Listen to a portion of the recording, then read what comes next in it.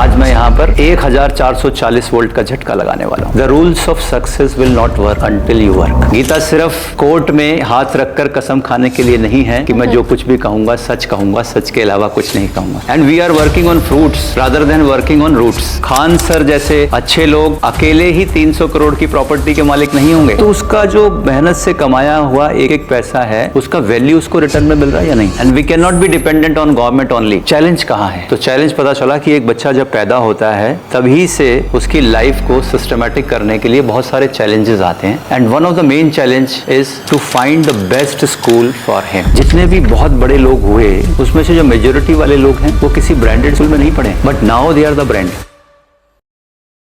हर चीज शुरू होती है एक सोच से। So, welcome to the Soch 2.0, a new series. So, hi friends, आज का एपिसोड बहुत ही स्पेशल है क्योंकि आज जो हमारे बीच में है उन्हें लाने के लिए ऑलमोस्ट 2 से 3 महीने की मेहनत करनी पड़ी हमें। अपॉइंटमेंट्स लिया, उनको चेस किया, but it's worth the wait. उनका जर्नी एकदम ही इंस्पिरेशनल है। At the age of 19, he almost cracked 5+ jobs, that to government. And then he has served for financial sector for almost a decade. And then he has moved to management sector as well, where he has trained almost thousands of people. Then एक दिन उन्होंने decide किया कि अब education में कुछ बदलने का time आ चुका है। आज वो education field में ही नहीं बल्कि हर जगह wonders कर रहे हैं। It's huge honor to welcome Mr. Rajiv Shangari on our series Soch 2.0.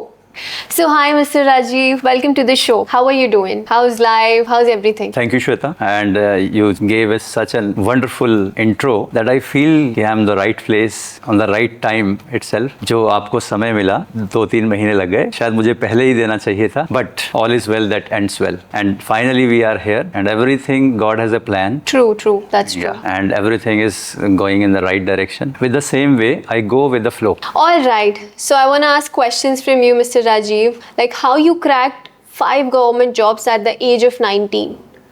Yes, good question. At that time, only government jobs were there. No private jobs were so prevalent. And it was as easy, because now I can say. At that time, it was a very difficult thing to think about it, कि कैसे होगा. But जिस चीज़ की आपको urgency होती है ना, जो आपको चाहिए होती है, तो वो आपको मिल जाती है. That is the focus. And इंसान के साहस से कुछ भी बड़ा नहीं, हारा वही है जो लड़ा नहीं। Amazing. डू और die, there is no try. और मेरी एक थ्योरी रही है कि कोशिश तब तक की जानी चाहिए जब तक परिणाम ना आए, क्योंकि लोग कोशिशों को सलाम नहीं करते, रिजल्ट को सलाम करते हैं। तो that was my theory from the beginning itself, और उसी का नतीजा था। और बहुत सारे blessings I got from all of my family members, my parents, my gurus, वो मैंने कमाए। और उन्हीं की वजह से शायद ऐसा हुआ कि वो जॉब जो बहुत मुश्किल से मिलती है और बहुत आसानी से मिली, और आसानी से ही उसको मैंने छोड़ भी दिया बाद में, बिकॉज लाइफ इज़ वन। एक ही लाइफ में सब कुछ कैसे हो सकता है, and the focus is very important. So जैसे कि अभी आपने बताया कि आपने छोड़ भी दी, so I am really curious to know how you become an entrepreneur. Like we are really excited to know your journey. That was an interesting turn in my life, because one thing is very common in me. The main thing, I observe the thing very minutely. I always try to observe. I really want to know the mechanism behind everything. The result is not important to me as the process, how this result is coming. And this was that I realized my whole life कि वो ऐसा कौन सा काम है जो मुझे काम नहीं लगेगा, क्योंकि उस काम को करने में इंसान पूरी तरह से तल्लीन हो जाएगा, और जहाँ तल्लीन होगा वहीं रिजल्ट आएगा। Right. तो ये इसी तरह से मेरी जर्नी शुरू हुई एंटरप्रेन्योरशिप की, and that is an amazing journey. अब मुझे कभी लगता ही नहीं कि मैं काम कर रहा हूँ, because I am in the right field. कोई भी व्यक्ति जब अपने राइट फील्ड में आ जाता है तो वो उसके टॉप तक जाता है। बट द क्वेश्चन इज कि क्या लोग जानते हैं कि उनका राइट फील्ड कौन सा है? Some people know it after the working 10 years, 20 years, 30 years, and कुछ लोग तो आखिर तक ये जान ही नहीं पाते कि उनका फील्ड कौन सा है, इसीलिए वो उस पर टॉप पर नहीं पहुंचते और सोसाइटी में बहुत बड़ी वैल्यू ऐड नहीं कर पाते। तो शुरू से यही था कि मैं सोसाइटी में अपने हिंदुस्तान के लिए क्या वैल्यू ऐड कर सकता हूँ, हर उस व्यक्ति के लिए जिसका कुछ ट्रबल है, पॉइंट है, और कौन सा ऐसा पॉइंट बहुत इंपॉर्टेंट है जिस पर अगर मैं वर्क करूँ तो बहुत फ़ायदा हो सकता है। And then I found this education field that is still unexplored and that is still untouched, and that is the backbone behind the economy of any country. Right. And I felt so when I dived deep in this field, then the miracles I came to know, then the sculptures of India depicting all secrets of success. उन्हीं की वजह से शायद हिंदुस्तान विश्व गुरु था। तो एक नया ड्रीम बिल्टअप हुआ कि हिंदुस्तान को दोबारा से विश्व गुरु के पद पर आसीन करना है। तो I got my motto in my life, एक बड़ा लक्ष्य अपने सामने आया और वही हमारी जिंदगी का लक्ष्य हो गया और उसी में देखा कि ये कैसे हो सकता है। Then I started working on it and it is amazing. तो अब हर दिन नई उमंग के साथ, नए उत्साह के साथ शुरू होता है और हर रोज कुछ ना कुछ बड़ी अचीवमेंट्स होती हैं। तो I am thankful to everybody, my God, parents, universe, everybody जिसका डायरेक्ट और इनडायरेक्ट मेरी लाइफ में यहाँ तक पहुँचने के लिए मुझे सपोर्ट मिला। Amazing amazing. So thanks for sharing your experience Rajeev ji, बहुत अच्छा लगा आपकी बात सुन के। अब मैं इस प्लेटफॉर्म के माध्यम से आपसे पूछना चाहूँगी, जैसे आपके पास इतना वास्ट एक्सपीरियंस है एजुकेशन फील्ड का एंड मल्टीपल फील्ड्स का, आप इतने सारे प्रोजेक्ट्स पे काम कर रहे हैं, तो आप क्या एक ऐसी सलाह होगी, क्या ऐसी थॉट होगा आपका जो हमारे ऑडियंस की लाइफ में वैल्यू ऐड कर सके? आप क्या शेयर करना चाहेंगे? That's a good question. Really Gita में भी ये चीज़ बताई गई है कि हम जो भी बात करें वो अर्थपूर्ण हो। अर्थपूर्ण में उसका कोई प्रयोजन हो, यानी प्रयोजनार्थ हो, प्रॉफिटेबल हो और उसका कोई मीनिंग हो। तो आज हम जो बात करने जा रहे हैं, and I will give something special to you because आपने इतना वेट किया है, ताकि हर व्यक्ति जो इस पॉडकास्ट को सुने, और जैसे कि आपके व्यूअर्स हैं वो इतने इंटेलिजेंट हैं कि इस गुड़ बात को समझ पाएंगे। मेरे एंटरप्रेन्योरशिप की जर्नी में the important thing was education, और एजुकेशन से मैंने स्टार्ट किया। तो आज जो सबसे बड़ा इशू है, जैसे इंसान तब अच्छा काम करता है जब उसको 440 वोल्ट का झटका लगता है, और आज मैं यहाँ पर 1440 वोल्ट का झटका लगाने वाला हूँ। यूँ तो हमारे जितने भी ऑडियंस हैं या हर व्यक्ति अपनी लाइफ में इसको रोज अनुभव करता है, लेकिन अननोन, उसको पता ही नहीं होता कि वो ऐसा कर रहा है। जस्ट आप गौर कीजिए एक छोटी सी बात पर कि एक दिन में 24 घंटे होते हैं, तो मिनट कितने होते हैं? 1440। Nature has given each and everybody the same amount of time. Right right. And time 1440 ही क्यों है? क्योंकि 1000 है रिजर्व कैटेगरी का और 440 है जिसे आप काम पर लग जाएं। तो मुझे भी एक दिन ऐसा झटका लगा था, and that was my turning point in my life, जब मैंने देखा कि चैलेंज कहाँ है। तो चैलेंज पता चला कि एक बच्चा जब पैदा होता है तभी से उसकी लाइफ को सिस्टमैटिक करने के लिए बहुत सारे चैलेंजेस आते हैं, and one of the main challenge is to find the best school for him. मैं बहुत सारे जो स्कूल के ऑनर्स थे उनसे मिला, वो पहले एंटरप्रेन्योर थे, फिर स्कूल लाइन में चले गए क्योंकि बहुत बड़ा मुनाफा कमाना चाहते थे, या उन्होंने जॉब के थ्रू इसमें एंटर किया। लेकिन इसमें एक चीज मुझे समझ में आई कि बहुत सारे ऐसे लोग जिनके पास पैसा तो बहुत था लेकिन जुनून नहीं था एजुकेशन के लिए, वो इसमें सिर्फ पैसा बनाने आए, या ऐसे लोग जिनका जुनून बहुत था एजुकेशन में बहुत, लेकिन उनके पास पैसा नहीं। तो that was a rare combination, और मैंने आपको बताया भी, हारा तो वही जो लड़ा नहीं। Decided to fight this battle for each and every child of our country, कि हमारे हर उस बच्चे तक, उस आखिरी बच्चे तक ये बात जानी चाहिए कि वो कैसे अपने आप को कल के लिए तैयार कर सकता है। और हर पेरेंट्स चाहता है कि उसका बच्चा सब कुछ अच्छा ले, लेकिन जब वो स्कूल की तलाश में निकलता है बाहर तो वो कंफ्यूज हो जाता है। उसके बहुत सारे फियर्स होते हैं, उसकी बहुत सारे फ्रस्ट्रेशंस होते हैं, उसके बहुत सारे ट्रबल्स होते हैं, उसके पेन पॉइंट्स होते हैं, और जिसका आंसर उसे कभी नहीं मिल पाता। तो मैंने जब उसमें एक्सप्लोर किया, जाके देखा, उस मैकेनिज्म को समझा कि what is the right mechanism for choosing a school, then I came to know many points जो मैं आज आपके साथ डिस्कस करूंगा, and I happy to share this with you. So बिल्कुल राजीव जी, जैसे कि आपने बोला कि एक ये बहुत बड़ा सवाल है how to choose a right school, and मेरे भी कई फ्रेंड्स हैं, कई रिलेटिव्स हैं जो इस कश्मकश में लगे रहते हैं कि हम कैसे अपने बच्चे के लिए एक सही स्कूल चुने। तो मैं अपनी ऑडियंस को आपके माध्यम से ये जरूर बताना चाहूंगी कि कैसे एक सही स्कूल चुना जा सकता है। प्लीज बताइए। Good question. One thing I would like to utter here, share with you and all audience, our audiences, the rules of success will not work until you work. Right. मतलब nothing, you cannot depend on anybody for the success in life. You just have to take your flag in your hand. अगर हम लोग बात करें कि जिसका भी commitment समुंदर से भी गहरा है और जिसकी महत्वाकांक्षाएं आसमान से भी ऊंची हैं, तो उसका भविष्य सूर्य से भी उज्जवल होगा। बिल्कुल। एंड दैट मोटिवेट्स मी कि what is my commitment to add value to the society, और उसी को मद्देनजर रखते हुए मेरा हर काम होता है। इसी में मैं आपको बताता हूँ कि जब हम एक स्कूल चुनते हैं तो स्कूल चुनते हैं एजुकेशन के लिए, education versus purpose of education, क्योंकि if purpose is not there तो we are just like animals, क्योंकि लाइफ में कोई पर्पस ही नहीं। जब हम एक इंसान हैं तो हमारा एक पर्पस होगा, और वो पर्पस अगर बड़ा होगा, क्लियर होगा, तो क्लैरिटी ब्रिंग्स हैप्पीनेस। अगर आपने चीजें देखी हो, एक मृग तृष्णा होती है जिसको हम बोलते हैं delusion. Delusion brings confusion and passion brings action and clarity brings happiness. At the end everybody, at the end of the day everybody wants happiness. चाहे वो स्कूल सेलेक्ट कर रहा है, चाहे वो अपने लिए लाइफ पार्टनर चूज कर रहा है, चाहे वो एक जॉब सेलेक्ट कर रहा है, एनीथिंग। वो अगर एक पिक्चर भी देखने जा रहा है, एक मूवी एंजॉय कर रहा है, तो किस लिए कर रहा है? उसकी सुबह से लेकर रात इसी में होती है कि उसको हैप्पीनेस मिले। तो how to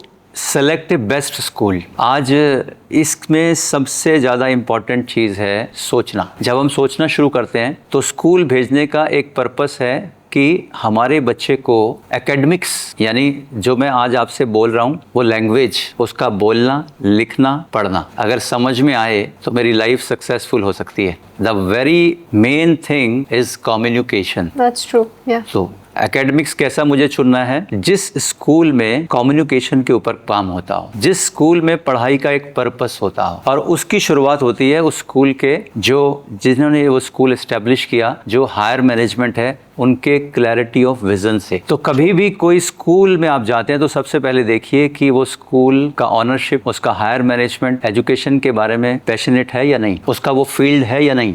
that is very important because and are they engaged और नॉट। ये स्कूल तो खुल गया लेकिन वो एंगेज ही नहीं है, तो आपको सबसे पहले जानना पड़ेगा कि उसका ओरिजिन, उनके प्रिंसिपल्स, उनका विजन, उनका mission. That's totally right, totally right. I agree. Yeah. And the second, I told you earlier, academics. And in academics, the most important thing is communication. Every subject is having a purpose.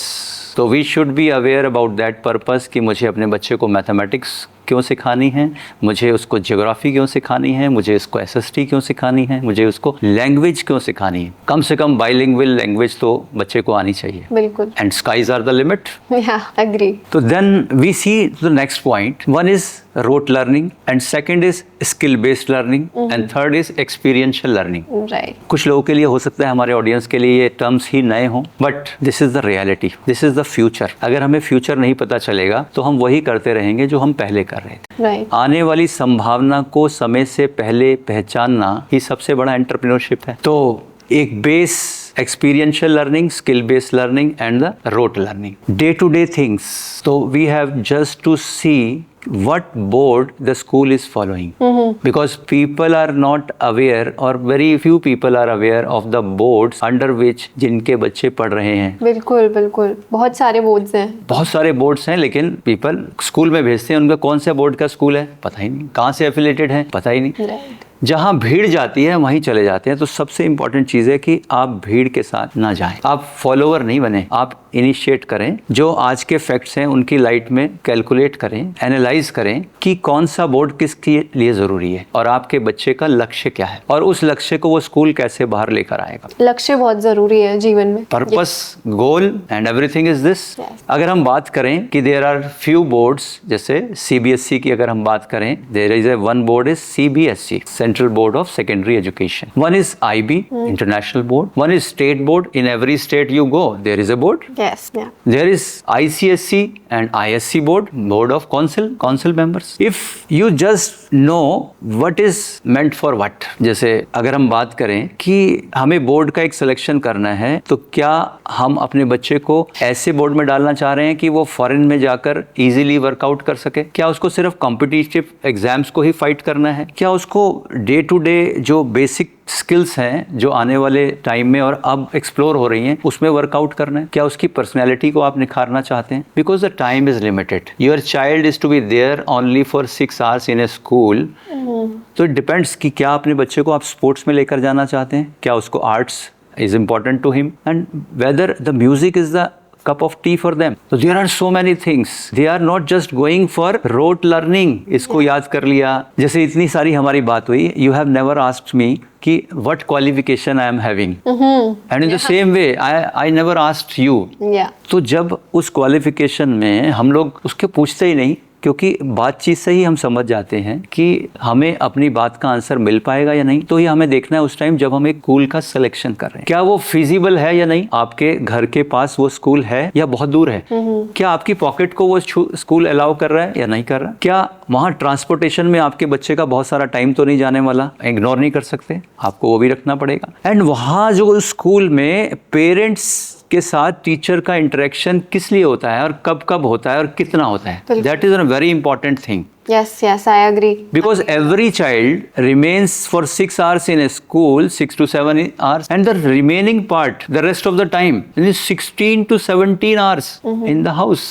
So there must be a connection between the parents and Teachers, yeah. teachers. So just you have to see according to sports, according to music, according to art, according to co-curricular activities, according to academics, कि it is whether it is skill based, whether it is experiential based or only the theory is there. The standard of the teachers, faculty over there and the ambience of the school, because जैसे association में एक बच्चा रहता है ना वो वैसा ही बन जाता है। बिल्कुल बिल्कुल, like every detail is very important. And the most important thing, you are having, everybody is having the hard earned money. तो उसका जो मेहनत से कमाया हुआ एक एक पैसा है उसका वैल्यू उसको रिटर्न में मिल रहा है या नहीं। It's a good value for your hard earned money, and anybody, I would like to say, nobody can ignore it. Because, and the most important question comes in this series कि you have selected the board, कि normal board, you if you really want, that is a CBSE board or a state board, and special board if you want, there is an ICSC, ISC board. So how they are different from each other, that is important. Right. That we will be covering in our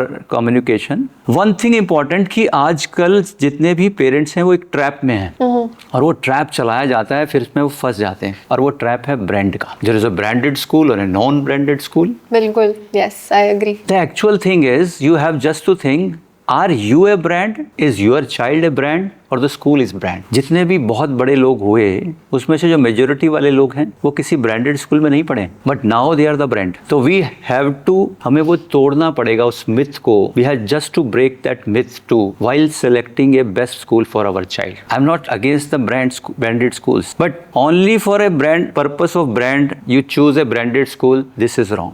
सो राजीव जी, जितने भी आपने pointers बताए मुझे लगता है कि ये almost ही सारे पॉइंटर्स कवर हो गए हैं, बट क्या इनमें से आपको भी ऐसा लगता है कि अभी कुछ और एक दो पॉइंटर्स ऐसे हैं जो आप हमारी ऑडियंस को बताना चाहेंगे कि हाँ ये भी हो सकता है कि जब आप स्कूल चूज करने जाएं, these are the basic pointers, is there any other pointer beside these? Yes, Shweta, this is a good question again, and what I have told you, this is only the trailer.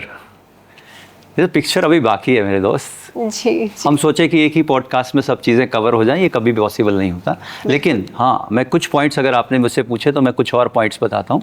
जब हम एक school का चुनाव करते हैं तो आप importantly ये देखिए कि वहाँ ऐसा तो नहीं कि रेफ़र किया जाता है ट्यूशन के लिए या फिर हैंड होल्डिंग वहीं मिलती है, क्योंकि बच्चे को एक ही जगह पढ़ना चाहिए, या तो स्कूल में या ट्यूशन में, अदरवाइज दे गेट कन्फ्यूज्ड कि who is right who is wrong, because सबका लेवल अलग है, सबका बैकग्राउंड अलग है, सबका एम्बियंस अलग है, सबकी सिचुएशंस अलग हैं, and then it produces confusion. तो it should be very clear policy of a school कि no tuitions are allowed, our teachers are there to assist you if something, कुछ ऐसा है जो समझ नहीं आया है तो आप हमारे टीचर एक्स्ट्रा रुकेंगे और आपका बच्चा समझ सकता है, not on a regular basis, whenever there is some instance, क्योंकि बच्चे के पास वही समय है। सबसे अच्छा समय कौन सा होता है लाइफ में? बचपन। तो कहीं ऐसा तो नहीं कि हम अपने आराम के लिए या अपने अज्ञानवश हमने ऐसे स्कूल का चुनाव कर लिया कि हम अपने बच्चे के समय को खो रहे हैं, क्योंकि बचपन कभी दोबारा लौटकर नहीं आता। बिल्कुल। तो that is very important. And एक चीज़ जो मुझे लगता है कि मुझे अपने व्यूअर्स को आपको बतानी चाहिए या आपके माध्यम से मैं उनके साथ शेयर करता हूँ कि आप अगर बारीकी से देखें हर चीज़ को तो आपको जानकर बड़ी हैरानी होगी कि ये जितना भी एजुकेशन स्ट्रक्चर, जितनी भी एजुकेशन फैसिलिटीज़, जितनी भी चीज़ें आप मार्केट में देख रहे हैं, ये सिर्फ 10% स्टूडेंट्स के लिए हैं। रियली? यस। पूछिए कैसे? बिल्कुल। This is amazing. वो क्या है कि अगर आपने देखा होगा कि कुछ बच्चे या उनके पेरेंट्स का कुछ ड्रीम होता है जो उन्होंने अपने टाइम में फुलफिल नहीं किया था, जैसे उन्हें चार्टर्ड अकाउंटेंट बनना था, they want the same thing from their child, is their expectation. कुछ लोग आर्मी में नहीं जा पाए तो वो चाहते हैं कि मेरा बच्चा आर्मी ऑफिसर बने, कुछ लोग चाहते हैं पुलिस ऑफिसर बने, कुछ लोग चाहते हैं आईएएस बने, कुछ लोग चाहते हैं पॉलिटिशियन बने, कुछ लोग चाहते हैं कि वो एक गवर्नमेंट जॉब में जाए, और कुछ लोग चाहते हैं कि वो एक एडवोकेट बन जाए, एंड सम पीपल वांट कि उनका बच्चा डॉक्टर बन जाए, इंजीनियर बन जाए। ये टोटल मिलाकर कितने सारे हुए, जस्ट 15। और यकीन मानिए जब डेटा हम लोग देखते हैं, आप भी इस डेटा को सर्च कर सकते हैं, गूगल आपके हाथ में जस्ट है, क्लिक अवे फ्रॉम यू, कि ओनली 8 to 9% स्टूडेंट्स ही इन सब प्रोफेशंस में जाते हैं और सक्सेसफुल होते हैं। हम इसको 10% ले लेते हैं फॉर योर कन्वीनियंस, क्योंकि सबका मैथमेटिक्स अच्छा नहीं होता। But what about 90% people, 90% students जो इस सिनेरियो में है ही नहीं कहीं, उनके बारे में वो स्कूल सोच रहा है या नहीं सोच रहा? If the school is having no intentional study procedure for them, तो आपका बच्चा तो वैसे ही स्कूल जा रहा है और वैसे ही स्कूल से बाहर आ जाएगा। और एक चीज़ अब माइन्यूटली जब मैंने इस सारे डेटा को रिसर्च किया तो आई केम टू नो कि उन्हीं 90% जो बचे हुए बच्चे हैं, उन्होंने ही मिरेकल्स किए हैं लाइफ में, उन्होंने ही इकोनॉमी को सपोर्ट किया है हिंदुस्तान में, वही सबसे टॉप पोजीशन पर एंटरप्रेन्योर की वही बैठे हुए हैं। बट उनको वो एजुकेशन नहीं मिला जो अगर मिलता तो वो विश्व में धूम मचा देते। और जो ये 10% वाले बच्चे हैं, इनमें से मैक्सिमम बच्चे ब्रेन ड्रेन हो जाता है, वो फॉरेन चले जाते हैं। तो हिंदुस्तान में बचता ही क्या है? कुछ भी नहीं बचता। और इन सब के पीछे भी जितना ब्रेन ड्रेन हुआ, वो हमारे एजुकेशन में अगर आ जाते तो वो एक स्ट्रॉन्ग बोन बनते, रीढ़ की हड्डी बनते और हमारे दूसरे बच्चों को पढ़ाते। लेकिन आज हिंदुस्तान में education is a second level choice career. It's not the first career, first choice career. And one of my missions is to make in India this profession teaching the first choice career. That's amazing, yeah. And इसके लिए भी हम एक मुहिम चला रहे हैं, उसके लिए I am arranging our trainings, procedures, and when you stay connected to me and your viewers can take benefit of this. बिल्कुल बिल्कुल, हम भी जानना चाहेंगे कि राजीव जी कैसे टीचिंग को India's first choice of career बनाते हैं, एंड क्या वो करने वाले हैं। आगे आने वाले एपिसोड्स में आपको बहुत कुछ सुनने को, देखने को मिलने वाला है। We can delay the things, but the time will not. Right. समय किसी को समय नहीं देगा इसके लिए। तो हमें क्या करना है, अगर इंडिया को विश्व गुरु दोबारा से उस पद पर आसीन करना है, तो we can not neglect this important factor education, and we cannot be dependent on government only because we are the government. Yes. Still अगर हम गवर्नमेंट को ही कोसते रहेंगे, कोसते हैं ना, जैसे किसी भी चीज़ को कोसना नहीं चाहिए, कोसने का मतलब कोसों दूर चली जाएगी वो चीज़। Yeah. तो इन सब की कंप्लेंट करके मुसीबत को हटाया नहीं जा सकता, लेकिन कहीं ना कहीं कुछ अपनी रिस्पॉन्सिबिलिटी लेकर थोड़ी थोड़ी सी इसको कम जरूर किया जा सकता है। And we are on a journey, we are on a mission कि यही वो चीज़ है जो दोबारा से हिंदुस्तान को विश्व गुरु बनाएगी, और यही बच्चे पिलर्स बनेंगे उस विश्व गुरु के। विश्व गुरु तो मैं आपको एक नारा बताऊंगा, आज की सही शिक्षा, कल का मजबूत भारत, हमारा विश्व गुरु भारत। तो आइए सहेजें अपनी सांस्कृतिक विरासत को, जो पावर हमारे अंदर में सो गई थी उसको दोबारा से जगाएं, because this is the right time, this is the right moment. बहुत कमाल की बात बताई है राजीव जी ने, जैसा कि आप सबने सुना ही होगा। और अगर आप यहाँ तक बने हुए हैं हमारे साथ, then that means you are very much interested in our other talks as well. इच्छा तो बहुत है कि हम आपके साथ और बात करें और आपके बारे में जानें, लेकिन थोड़ा समय की, जैसे आपके पास टाइम कम है हमारे लिए, तो थोड़े समय की शॉर्टेज के चलते फिर भी मैं आपसे 2 मिनट और लेना चाहूँगी कि आप कुछ बताइए कि कैसे, कौन से मॉडल्स पे आप काम कर रहे हैं, क्या मॉडल्स हैं अभी हमारे पास अवेलेबल, क्या हमारे ऑडियंस को उन मॉडल से कुछ फ़ायदा हो सकता है। Yes Shweta ji, this is good question and you really want to know. तो मैं आपको एक आज मंत्र देना चाहता हूँ, and that mantra is back to basics. There is no rocket science. कोई रॉकेट नहीं बनाना है, सिंपली अपने बैक में जाकर, बेसिक्स में जाकर देखना है कि भूल कहाँ पर हुई है, एंड यू विल रियलाइज जो हमारी भूल है वो मूल में हुई है। And we are working on fruits rather than working on roots. तो हमें कुछ नहीं करना है। जैसे ना अभी हम देखते हैं कि हमारे जो होंठ फट जाते हैं, खुश्की आ जाती है, तो हम यहाँ पर कुछ ना कुछ लगाते हैं। तो यहाँ लगाने से नहीं चलेगा, आपके पेट पर जाइए यहाँ पर एक ऑयल लगाइए, जो सरसों का तेल आता है उसको लगाइए, और यू विल सी कि आपके ये ठीक हो गए। इन द सेम वे उन जड़ों पर काम करना पड़ेगा, वहाँ पानी देना पड़ेगा, ऑटोमेटिकली देखिए कि फ्रूट्स बढ़िया हो जाएंगे, और उसके लिए आगे तक सोचना पड़ेगा। इसी तरह से अब डिफरेंट मॉडल्स आ रहे हैं, बिकॉज हर पेरेंट्स अपने बच्चे को बिल्कुल परफेक्ट देखना चाहता है। ऐसा ही है ना? जी जी। वो चाहता है कि वाह ये मॉडल की तरह वो निकल कर आए, but Rome was not built in a day. रातों रात नहीं होता कुछ भी। तो इसके लिए आज की डेट में पेरेंट्स जिस हिसाब से सोचते हैं, जिस हिसाब से समय की मांग है, 3 मॉडल्स ऐसे हैं जो मुझे लगता है कि आने वाले बहुत जल्दी इस समय में आप देखेंगे, क्योंकि टाइम तो वही है 1440 एंड उसी को, किसी को टाइम को मैनेज नहीं करना, खुद को मैनेज करना है टाइम के हिसाब से। तो पहला मॉडल, दिस इज़ हमारा स्कूल जिसमें हम लोग डेली जाते हैं, this is called day scholar. मतलब गए और पढ़कर वापस आ गए, लेकिन इट टेक्स 7 to 8 आवर्स। आज की डेट में 7-8 घंटे नहीं है किसी के पास। वो बच्चों से दूर, अपने पेरेंट्स से दूर होता है, भाई बहनों से दूर होता है, और फैमिलीज़ बहुत छोटी हैं। तो आने वाले समय में सिर्फ 3 घंटे लोग स्कूल में अपने बच्चे को भेजेंगे, और rest of the thing will be hold by hybrid model of education.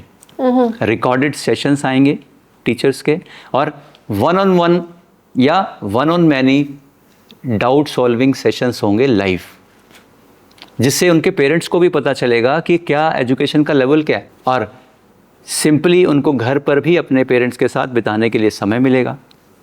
और जो टीचर्स का चैलेंज है कि उनको तैयारी करने के लिए समय नहीं मिलता, क्योंकि वो घर जाकर तैयारी नहीं करते, उन्हें स्कूल में ही अगर तैयारी करनी है तो they need a special time. Agree. या कुछ लोगों के पास जो बहुत अमीर हैं लेकिन उनके पास समय की बहुत किल्लत है, वो अपने बच्चों को बिल्कुल समय नहीं दे पाते, they would rather prefer residential schools. Yes.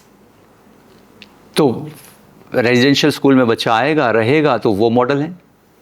और आपको जानकर हैरानी होगी कि इनमें से जो डे स्कॉलर वाला मॉडल है, वो हमने एक बहुत अच्छे लेवल पर उसका एक मॉडल स्कूल क्रिएट कर दिया है, and you will love to see it. अगर आप चाहेंगे तो अपने ऑडियंस के साथ में उसका वर्चुअल टूर शेयर भी कर सकते हैं। बिल्कुल बिल्कुल, हम लिंक शेयर करेंगे अपने ऑडियंस के साथ उसका। तो हमारा एक ही मोटो है, ना कि सिर्फ प्रॉब्लम्स को बताना, होता ना, प्रॉब्लम्स को बता दिया तो बस, पहले एहसास कराना कि yes this is the trouble, this is the pain point, this is the frustration, this is the fear prevalent in the society, but how can we come out? तो we are with a solution. हम उसके solution के साथ तैयार हैं, हमारी army तैयार है, हमारे टीचर्स उसी माइंडसेट के साथ काम कर रहे हैं। क्योंकि अगर आप सोच रहे हैं कि लोग नॉलेज के लिए स्कूल ज्वाइन करेंगे, knowledge is just a click away from you in the coming time. So it is always about the attitude which can be built in the school by the same level of attitude of teachers, the faculties. तो इसी तरह से उनका first career choice क्या बनेगा? Teaching. उस model में सिर्फ खान सर जैसे अच्छे लोग अकेले ही 300 करोड़ की प्रॉपर्टी के मालिक नहीं होंगे। Every teacher would be having that kind of potential and that kind of platform, और वो एक रोल मॉडल बनेगा आने वाली पॉपुलेशन के लिए, स्टूडेंट्स के लिए, so that उनकी बात वो ध्यान से सुने। Because this is the success। जो मोटिवेशन है वो मोटिवेशन टेम्परेरी होता है, but everybody needs courage in the initial stage. जो नहीं हो सकता उसको करने का करेज, और उसके बाद जब अचीवमेंट होता है तो उसके बाद आता है confidence, and when confidence comes no motivation is required. That's amazing, that's amazing। हम चाहेंगे कि हमारे ऑडियंस भी अगर उसको सुने, क्योंकि गीता ही एक ऐसा ग्रंथ है जिसमें सक्सेस के सारे मंत्राज, एक्सपीरियंशियल लर्निंग की सारी टीचिंग्स लिखी हुई हैं, और शायद ही कोई घर ऐसा हो जिसके घर में गीता ना रखी हो। गीता सिर्फ कोर्ट में हाथ रखकर कसम खाने के लिए नहीं है कि मैं जो कुछ भी कहूँगा सच कहूँगा, सच के अलावा कुछ नहीं कहूँगा। This is a manual. जब भी आप कोई एप्लियंस खरीदते हैं, कोई भी चीज़ खरीदते हैं, तो उसके साथ एक मैनुअल आता है, जिसको आप पढ़कर अगर उस मैनुअल को यूज़ करते हैं तो वो मैनुअल ज़्यादा अच्छे से चलता है। तो व्हेन वी आर बॉर्न, क्या आपके साथ कोई मैनुअल आया था? और अगर नहीं आया था तो I would like to share with you, the manual is our scriptures, हमारे वेद, हमारे पुराण, हमारे शास्त्र, हमारी Gita. And Gita is the combination of all. ये भगवान की वाणी है जिसमें उन्होंने वो बताया है। तो we should take the benefit in the initial stage. एक बार जान लिया उसके बाद यूज़ किया, नहीं तो मरते हुए अगर उसको पढ़ा तो फिर that is not an religious ग्रंथ, वो रिलीजियस ग्रंथ नहीं है, दैट इज़ वो कार्मिक ग्रंथ है कि कैसे कर्म को किया जाए।